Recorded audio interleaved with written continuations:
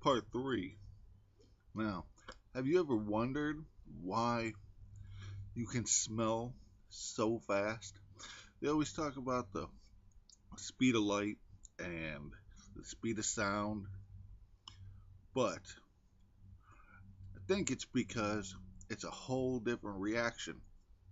When you open up that pungent bag and get a big whiff of whatever it is, you just got exploded, didn't you? I mean, when you think of the vacuum, clean separation of elements, I mean, that's what it is, isn't it? It's like some kind of a nuclear reaction. The inside of this thing, it's effervescing, which means expelling out from the inside all of the weight.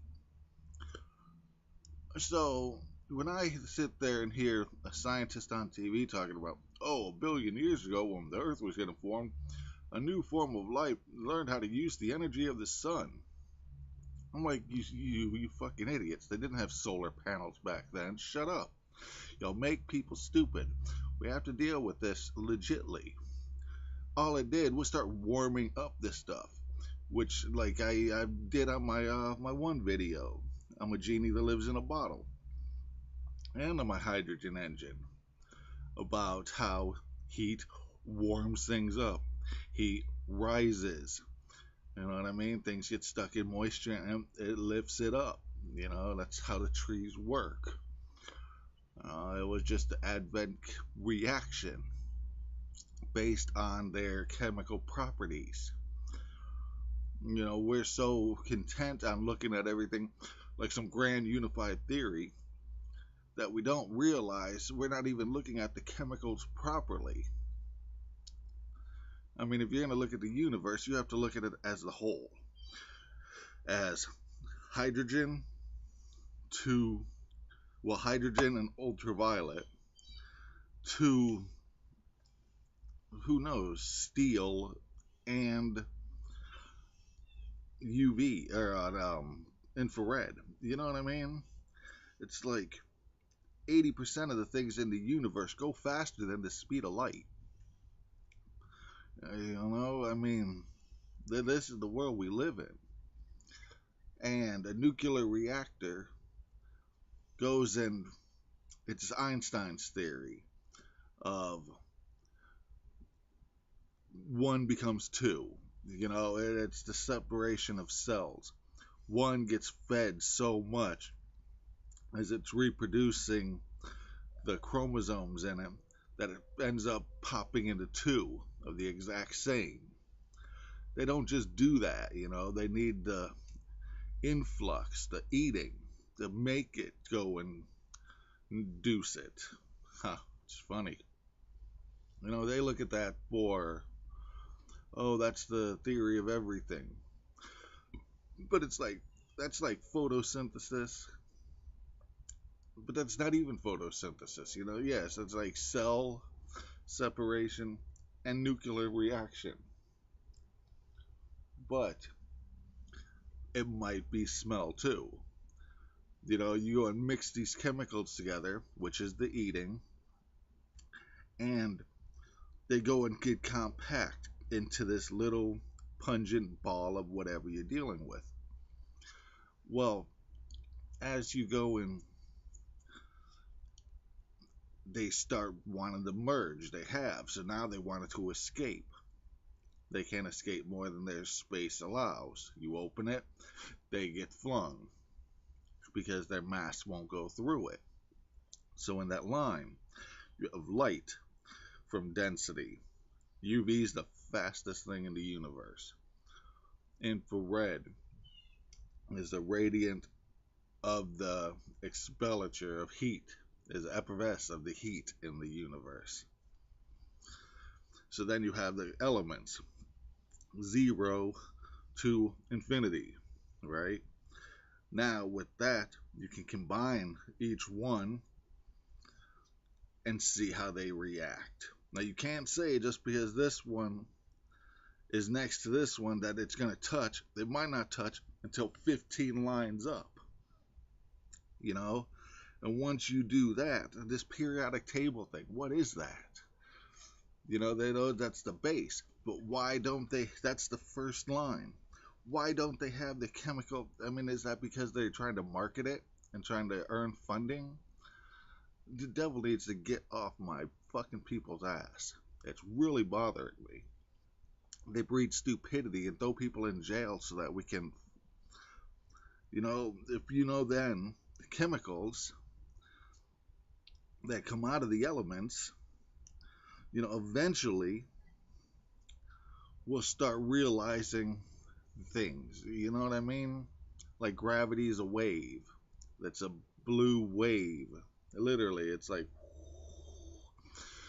that's more like this, 3D. But you gotta have it in like 380 degrees below zero. I mean, that's one of the fumblers, because like I said, only 15-20% of the universe isn't in faster than light. And they say nothing can, because for some reason the faster you get, the slower time goes. And it's like, that's the slower it makes people go, it, faster than it appears. But you're in a closed environment, so it really doesn't make them go any slower. It's just your mind telling you that they're going slower. If they could be watching you as you're going at that speed, you wouldn't be moving faster. It's just the environment you're in is being moved faster. And the same scientist all of a sudden, I mean, yes, Stephen Hawking with black holes. As soon as you guys start space traveling, you're going to love him, because it's like when you're at a whirlpool, you drop anchor, and it'll pull you out. These are the fundamental things of gravity that you need to know when you're space traveling. But time differentials does not exist. I mean, the scientists that came up, I seen it on, that the outer layers of our galaxy or universe, are going faster than the speed of light. It's like, how do you even get that? You guys can't even tell if there's other stars on planets except for random or the opposite of random light flashes. Oh, see, every 2 months that one goes by. So it's your way of seeing orbits. But that's so far away. I mean, are you watching them like disappear? Like hundreds of trillions a day disappearing? And then how often are you actually, you need to take a picture. One is take 100 shots a second for a month. Okay? And show me if these things didn't just end up being some kind of a iconic wave in the times in the light rays, because if you bend light around a mass, it bends, let alone a glass. This is just what it does. Just like black holes, it's not time, it's the optics converging. The time going faster thing, that just bothers me. Just like finding a light particle, you would have to take 100 million shots a second from here for 100. You get a line 187,000 miles this way, and you get a camera that can focus on a molecule, a magnifying glass. I suggest a Hubble with optic with glasses. Let's say a Hubble with glasses and a magnifying glass. So you take this one camera and you get 100 billion of them, and you go and get them all and fill in the 187,000 mile line, right? And you take the picture at the same time, and that will show you the light particle. You will find it, whether it's an empty circle with a lot of circles in it, that as light touches, it bends different ways, because of color. We know color is a fundamental of elements, and I'm talking about when you burn elements, when you light them, they effervesce different colors. Different stars have different colors. That these are fundamentally, there's color shifts involved by the different element that's there. They say plants take in everything but the green. It's like, okay, so what is the green that's not? And they say it's the oxygen. Well, oxygen in the aurora borealis does burn green. When it's the solar rays are hitting the atmosphere, it's burning red or burning green. So it's like, okay, that now we have oxygen, the periodic table, light. So now we have color in between. Color lines up with these elements. Does red, orange, yellow, green, blue, purple convey with the 0, 1, 2, 3, 4 periodic table? See, these are fundamental mathematics. That is the only way mathematics is really even halfway supposed to be used in the universe. Two ways of doing it: psychological sciences, number one, and biological mechanics, number two. If you want to decipher the universe, those are the two things. Because one, let me do this right now. Your alphabet is more connected than 1, 2, 3, 4, because 1, 2, 3, 4 does not exist in the world. There is nothing. Those are groupings that might as well have a dot, dot, dot in between each one. Now you can go and put mathematical measurement in those things, but psychologically they have nothing to do with each other at all. 1 plus 1 equals 1 plus 1. 1 plus 1 equals 11. 1 plus 1 equals 2. 1 plus 1 equals, it's actually 4. Oh, 1 plus and another 1. That is biological mechanics, looking at the piece and how they interact with each other and everything else. Now you can say that, oh well, then it doesn't matter what number you put in there, but that's irrelevant. That is the one premise for it, that 1 plus 2 equals 3, 1 plus 2, 1 plus, it's like, yes, a mathematical formula can be used to describe it in building a computer program, but it's the psychological sciences of why 1 plus a stack of 2 forms a 3. So they can say plus all they want, but it generally doesn't mean as much as they say it does. They're brainwashing you guys because they don't know, and they have to get paid. Einstein, or let's say Newton with his theory of gravity that things fall. And he's like some icon to these people. And yet when you're on the other side of the planet, it falls upwards. So what? That the falling comes down to a greater gravity is falling based on the size of the scope. So the dimension shift thing, that the size influences the fucking, and it's like, no, that doesn't, but does it? Right? Are the planets getting closer or farther away? This is a fundamental thing, but as we know from part 1, I don't think we're actually going around the planet or the sun. So it would be irrelevant. Again, yes, a galaxy is a big ball of energy. unless there's a black hole in the center of which it flattens out.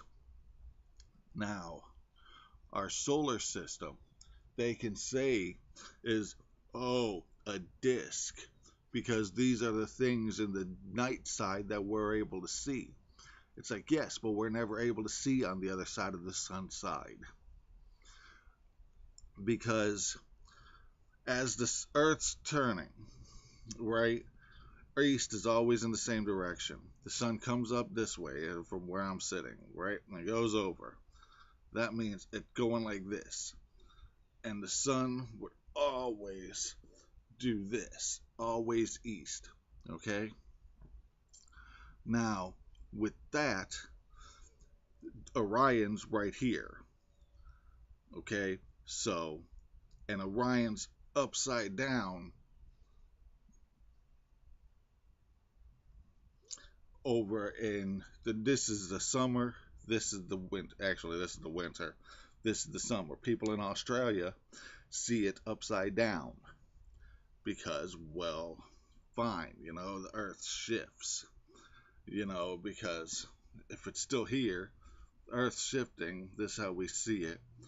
They get there, it looks like it's upside down because they're standing this way. They're looking at it upside down. Okay? So, with the sun here and Orion here, and it flips upside down, which Australia then would be here, that means these are the 2 day sides. We never see the stars that are here.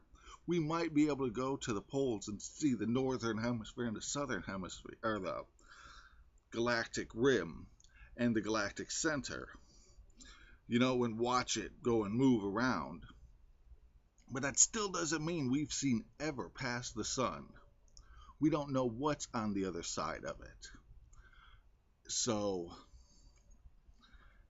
it's fundamentally flawed, because they don't know.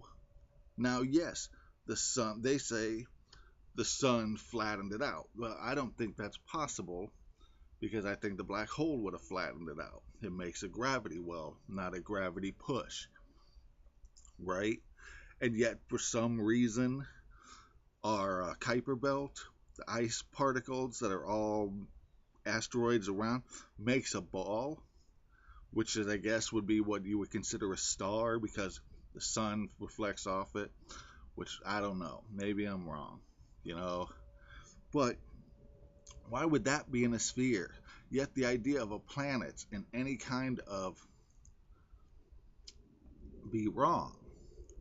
I mean, centrifugal force, yes, uses the influx of gravity, of pushing it. Well, if this is the sun, and so it does this is the earth, right? And it always does that.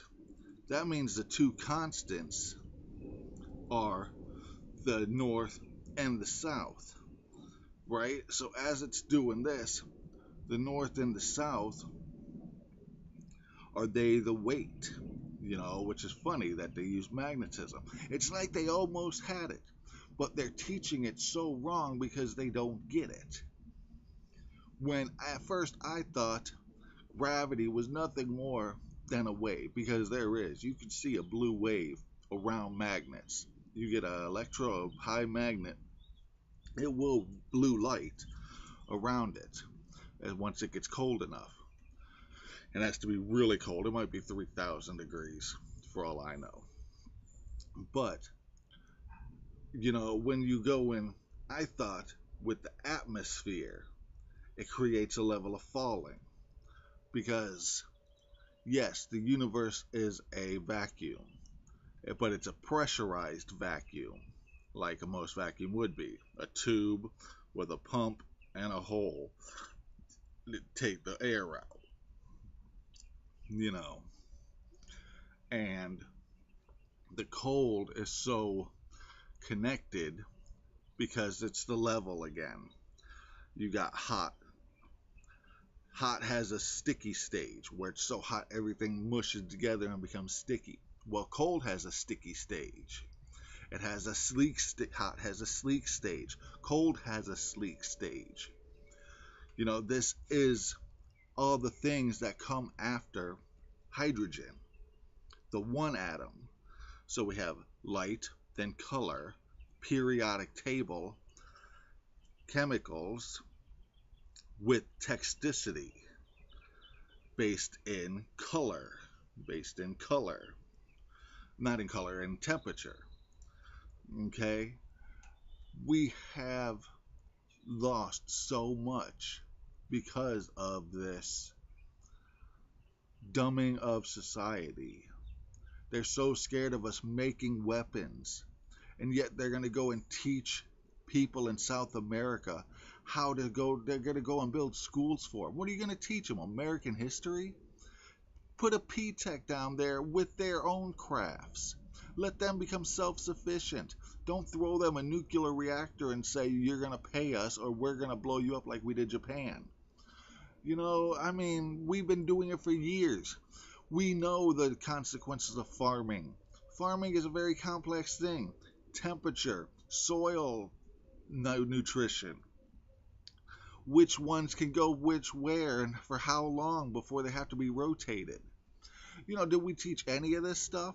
Or are we so bent on being fucking some kind, whatever? Okay, but so, and then we sell pressure cookers to people. They're so scared about weaponizing of things. And yet a pressure cooker, we can still go and find the Anarchy Handbook that tells you how to make all these crazy fucking bombs because of this crazy fucking chemicals they mix together. Where do you think every drug came from? Hunger. Somebody was hungry and said, "Ooh, that's moist. So I'm going to try to eat it. And I'm going to take a tongue of it." There was that guy, I think Aristotle, maybe, in Japan. He lived in the woods for years. He went and touched his tongue to everything, seen what reaction, took a bite. Took not a chunk out of it, just indented his teeth. See if that gave him. Then bit it. And seen. He did like 780 elements. It might be like 3,000. Of the toxicity, poison levels, in all these ingredients. You know? And it's like, good for him. Somebody who's really trying to not be an Einstein who's mentally handicapped, that's trying to earn fame for themselves, working in the trade office, feeling like a handicapped person because he's handicapped, and has to go and make a name for himself by seeing something that everyone else on top's just trying to prove they're worth being there, even though they spend their whole lives doing nothing for the cause. Of course, Benjamin Franklin and all these guys had the time. They didn't ever work. They sat there all day with all their money, building and building and failing. You can watch a kid getting so angry at his skateboard. And it's like, what world do you live in? Where do you not have to do that 100,000 times to learn it? Insanity is doing something over and over and over again and not getting a different result. And yet practice makes perfect. Okay? So you have to learn to curve yourself.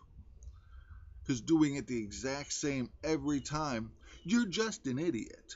I'm sorry. And there is more. I believe in Jesus Christ. I believe that there's a place for everybody. He's the guy who wanted people to go home early. He was going to teach you how to fish better so that you can go home to your family. He's the guy who wants you to not work on that 7th day and to not have to work on the 5th day because you got a family to go and do chores for and errands to run. He's that guy. He was chosen because of who he was, not because of he was the son of God and all that bullshit all those blasphemers talk. And the Bible will tell you in the Hebrew version how much that's true. Most of the people thought they were getting in, ain't. This is the world we live in. When it's his. And he doesn't like dissectors, but that's what math does. Math dissects things, trying to understand it. It's like vivisection, which is a word like race. It shouldn't exist. Because the more you're sitting there talking about, oh, you people, you're fucking racist too. There's no call for it. If you let it die and let them die, they'll disappear. But the more you're like, oh, it's this person's fault, it's this person's fault. Oh, the Trayvon, God help him. He shouldn't have fucking. He was running around with a suit and a Mexican guy killed him. And it turned into a race war against white people. I mean, this is how sad it is. Because the goats. God told us that the goats are going to be trying to build their mountain, standing on all of us, making master and slave what God said we're all branches. And they're trying to be the ground for the shit to fall on and the sun to make it to claim without us. Well, what? Without us, you're going to turn us back into the goddamn fucking Mad Max universe? Where people are going to kidnap all my fucking children and fucking throw them into baseboard gutters? What do you think you're doing around the world? You were not the King of Kings.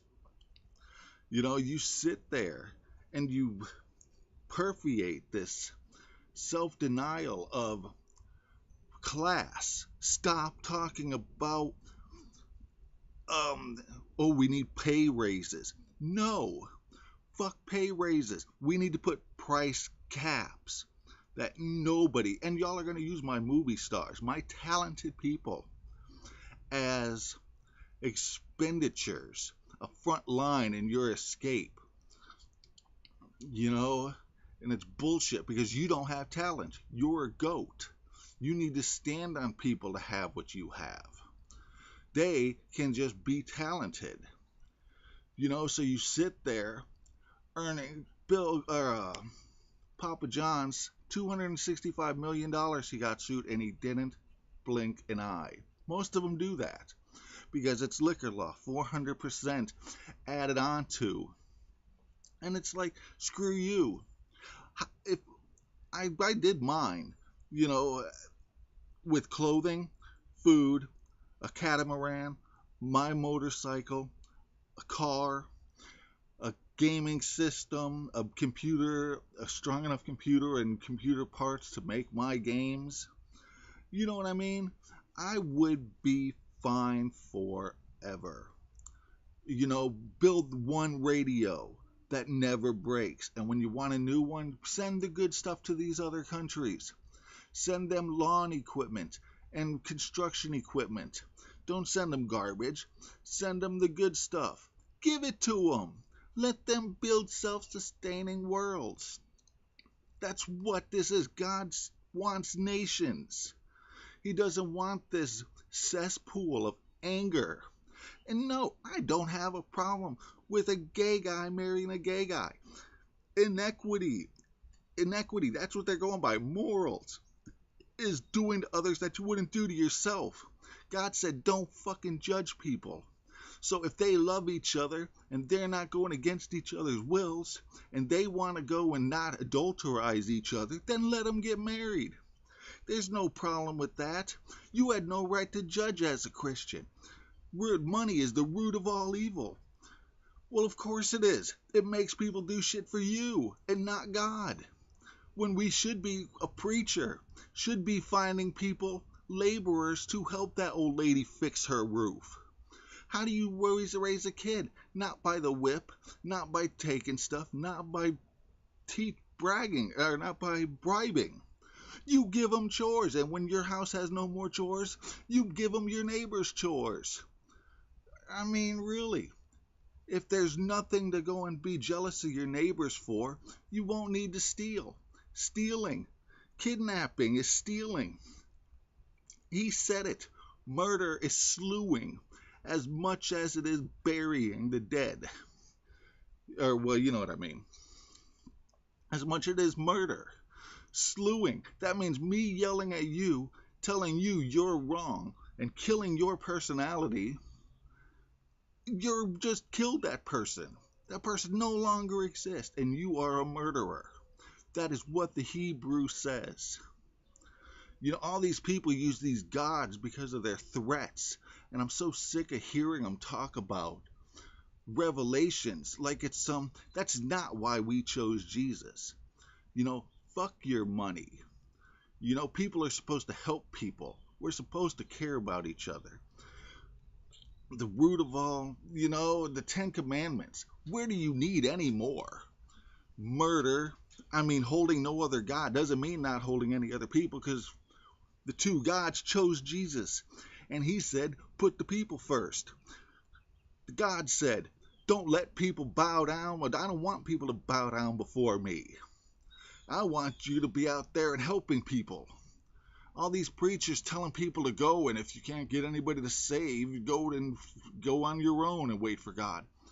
For one, that sounds like bowing. For two, why the hell are you gonna fucking be? You're not a preacher. Be a branch. Help someone out. Trees don't produce fruit without branches. God's the sun, and he gave us the soil. Well, he gave us the sun too, you know what I mean? I mean, the root of all evil. Gay people and race. He built those fucking, see, Adam and Eve story. He told to the Gentiles that got escaped from Egypt. Why was he mad at the Gentiles?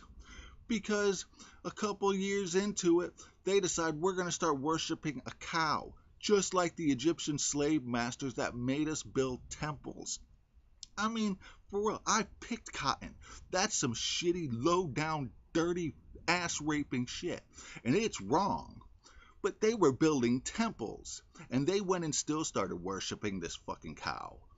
Right? So, of course, he's going to go and, Adam and Eve.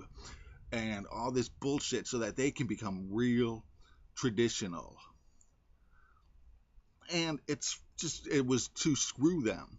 Yes, Jews were damned forever. But the Jewish people have a kingdom, have a building next to God's that doesn't even is allowed to be known. So it's about throwing away the traditions. Everybody can't sing, so there's no point in singing. Everybody can't cook, so there's no point. But there is so much more. I mean, and we're being dumbed. Like we're all going to be some flute players. Jesus said we're going to get all that he had, which is becoming God. We're going to have everything. He promotes hospitals not so that we can dissect, but so that we can learn from. We deal with very complicated things. Why are you aiming us at destruction? I would rather go and cure every disease in the universe so that when God hands me or my kid that bowl of anger and revelations, I can say, please, may I have another? And no, that's not blasphemy. Yes, it's a little pompous, it's a little prideful, but he's merciful. Thou shalt not commit adultery does not say you're not allowed to have sex before marriage. It says don't fucking get married and start having sex with other people. It means do it beforehand. What are the three things God hates more than anything? People with cocky eyes, people who spill innocent blood, take innocence from people. And, well, you know what? You look it up. It's in Matthew. From science to religion. This is the point. It's psychological sciences. The way things are. The Bible tells everything. It is all there. You'd be surprised how many signatures God put in nature if you actually stopped and looked at it the right way. How the number 2, 3, and 7 come up in more baseline things than anything you'd ever believe. But you have to remember 1, and then 2, and then 3, and then 4, all the way to infinity have nothing to do with each other. A numerical value is just a ruler with nothing else. There is no true sign of that in nature. Because we don't have 1 baby and then 2 babies and 3 babies. Stars don't reproduce like that. atoms, DNA. I mean, DNA is a metaphorical, right? You have the ladder that spins. Well, one side is the wants, the needs. What does it want? What does it need? Fiber to finger. You know what I mean? I mean, when your body wants something, you have the medulla oblongata and the cerebral cortex. These are two things in the brain, a counterweight system that controls the body using your desire, your hunger, your want, your need, and the heartbeat, the lungs, the things that move on their own are all the cerebral cortex, the mind part of it. And the cerebral cortex moves the motion. Well, the scientists know that the brain also has a counterbalance, that the two hemispheres. But as you do this, your brain does the same thing. These are the fundamentals of biological mechanics. So that the cerebral cortex has two, and this medulla has two. And one's a counterweight for the other to inhibit movement, and one is a secondary function that, and it's complicated. Don't try to go and build the matrix trying to find memories in the mind, because everybody stores things differently. You're going to hurt a lot of people. Cure cancer. And remember that every time you poke a cancer cell, you have a chance of rupturing it and spitting it everywhere and making it a billion times worse. So cure cancer before you start messing with the brain. But I'm just letting you know, that these are the why does two come before three in most things, but that's how it was said. Hell, the disc, that's going to be the endless pit, the lake on fire. It's going to be a disc in the middle of nowhere. That's what the Hebrews said. And yet now we have all these, for real, it's like they went and knew this stuff, and to make people say we're already in hell. Well, if you can sleep, you're not in hell, because you don't sleep in hell. The discs, they couldn't see, and all that alien bullshit. Stop that. God said, how dare you say, well, you're not allowed to, any of my animals are too unclean to eat. That's what he said. And then he said, the only thing you're not allowed to eat is intelligent life forms. Intelligent life. Meaning, if there's intelligent life here, and the firmament is everything below the earth, on the earth, and above the earth, are the planets not still fall into that category? So if there's an alien and intelligent life form, alien species on some other planet, would that not be unable to eat? Would it not still be a life form? Just because we're his special, made in his image, doesn't mean all the other planets don't have any. They are not gods. They're as much God as who knows all those other ones. I mean, yes, Buddha was a teacher, and Ganesh was but you always go to these angry people because you're angry. Of course you are. You eat pig guts. It's like it's your fault for not spending the last 100,000 years making the pig guts taste better so that it doesn't taste like it anymore. But no, you're going to sit there and you're self-loathing, spanking your child brain set and making everybody else feel bad for you as you're sitting there being the worst things in history. I mean, really, I said that years ago, that I've watched people from afar. I am a record keeper. I was never allowed to when I was a kid, so it's ingrained into me. If you've seen these people when there's nobody looking, you would not be, if they watch the people in jail, the ones that are like, I would never do that. They're the ones who are laughing on top of you and getting their friends to get involved when you have no one and disconnected, because this world would rather spend $150 trillion to pay back debts for people's credit cards than $100 trillion to build a camera grid across the whole country. It's not hard.